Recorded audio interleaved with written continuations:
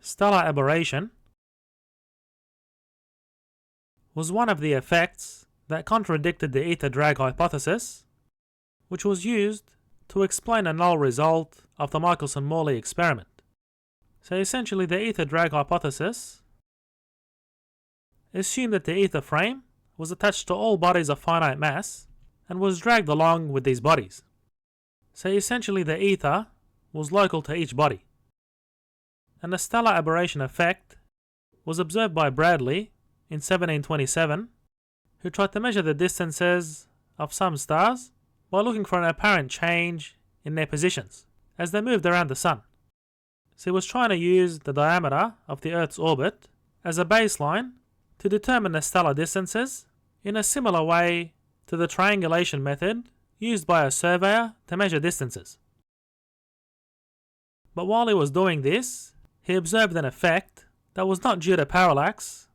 So remember, the parallax effect was very small and not really observable for most stars. So the actual effect he observed, being stellar aberration, didn't depend on the Earth's position in the orbit, but on its motion at a given point. And we can understand the effect as follows. So if we view the Earth's orbit around the Sun at 4 different positions, at 3-month intervals, we see the true altitude of the star with respect to the ecliptic plane, or the plane of the Earth's orbit, as the angle theta naught. And because the Earth changes in position, we expect the altitude, or theta naught, to be greatest at position B and the smallest at position D. So you can see the angle will be shallower at position D. But instead, Bradley found the altitude to be greatest at position C and the least at position A. So to understand the phenomenon, we can imagine that we're looking at a star with a telescope that's directly overhead. So the rays of light coming down the telescope tube will proceed straight down in the middle of the field of view. But if we imagine the Earth moving to the right through the ether at some velocity v, then to make sure the light rays pass down a telescope tube without hitting its sides so we can see the star, we have to tilt the telescope. So the telescope is tilted at some angle theta. So the light from the star proceeds straight down the ether as before, but during a time interval delta t, the light travels a vertical distance from the objective lens, which is at this point, to the eyepiece of c delta t. So during the same time interval that this happens, the telescope would have moved the distance of v delta t to the right. So essentially the eyepiece of the telescope, at the time that the ray leaves the telescope, is on the same vertical line as the objective lens.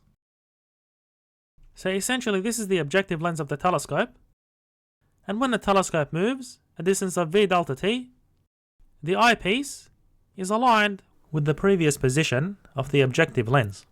So from the point of view of the telescope, or the telescope's frame of reference, the light ray travels along the axis of the telescope from the objective lens to the eyepiece. So effectively, this is the apparent position of the star, and this here is the actual position of the star. So you can compare this effect to when it rains. So you can imagine raindrops falling vertically, but when you're driving in a vehicle at some velocity, they'll appear to be falling at an angle. So now we can compute the angle of tilt of the telescope, being alpha, using geometry. So this distance over here is equal to v delta t, and we take tan of alpha as the opposite on the adjacent edge. So v delta t on c delta t is equal to v on c.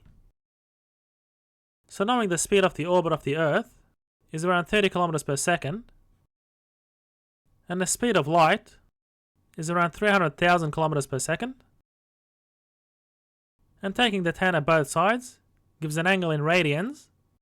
And remember, to convert from radians to arc seconds, we multiply by 206,000 arc seconds per radian.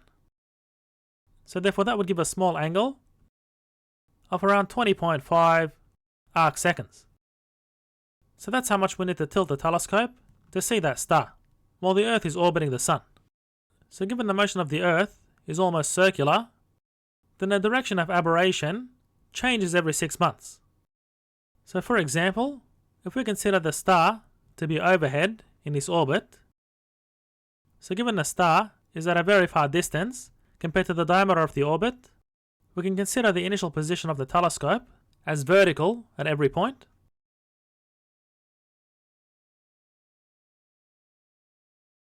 So as the telescope is passing the star, we need to tilt the telescope in the direction of the velocity. So our aberration angle would look something like this at this position. And at this position, it looks something like this. And at this position, it looks something like this. And at this position, the telescope is tilted forward towards the direction of the velocity. So essentially, the axis of the telescope traces out a cone of aberration during the year. So the cone would look something like this.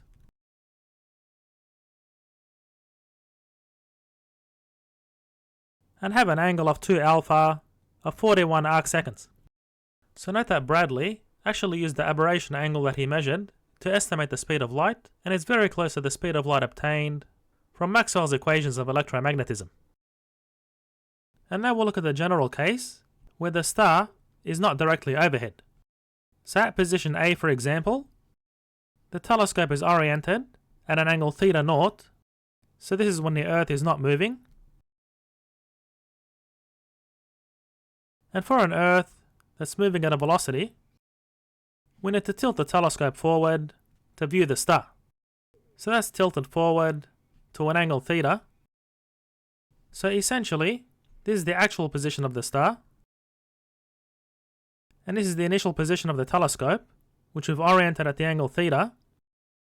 And when the telescope moves forward to a distance of v delta t over this time interval, then we want the objective lens of the telescope in the old position to be aligned with the eyepiece of the telescope in the new position, such that this light beam travels from the objective lens to the eyepiece without hitting the sides of the telescope.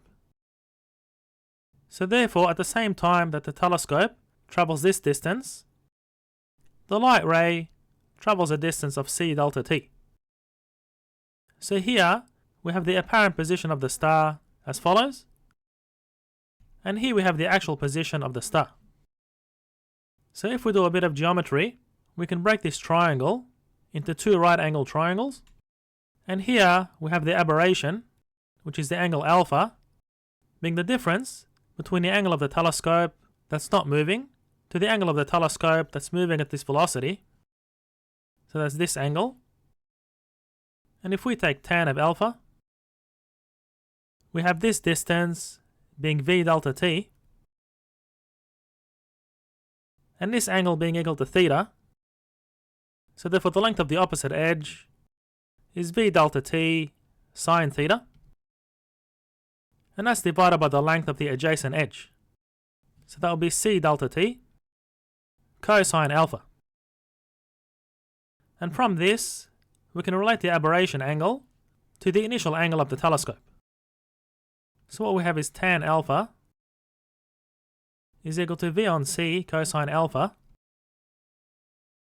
And using the trig identity, and noting that theta is theta naught minus alpha, we can use the trig identity to write sine theta as sine theta naught cosine alpha minus cosine theta naught sine alpha. So what we get is tan alpha is equal to v sine theta naught on the speed of light and minus v cosine theta naught on the speed of light by sine alpha on cosine alpha, which is tan alpha. So what we get is 1 plus v on c by cosine theta naught by tan alpha is equal to v sine theta naught on c. So this term is a lot smaller than 1. So if we remove this, as we don't need it anymore, we have tan alpha is equal to v sine theta naught on c. So that's our approximation to the aberration angle. So at positions A and C, this is the magnitude of the aberration angle. And at position B and D, theta naught is equal to pi on 2, and therefore we have the following aberration angle. So the aberration angle has its largest value at B and D. So we can see this, for example, at position B, if we take the plane with the vector of the light ray and this velocity vector, we see that the light ray is coming in at an angle perpendicular to the velocity vector. So that gives the same result as this case over here, which we already derived as follows. So from this experiment, we conclude that the ether is not dragged around with the Earth, otherwise the ether would be at rest with respect to the Earth, and we'd never have to tilt the telescope, and therefore we'd observe no aberration. So therefore, we can't explain the Michelson Morley result using the ether drag hypothesis.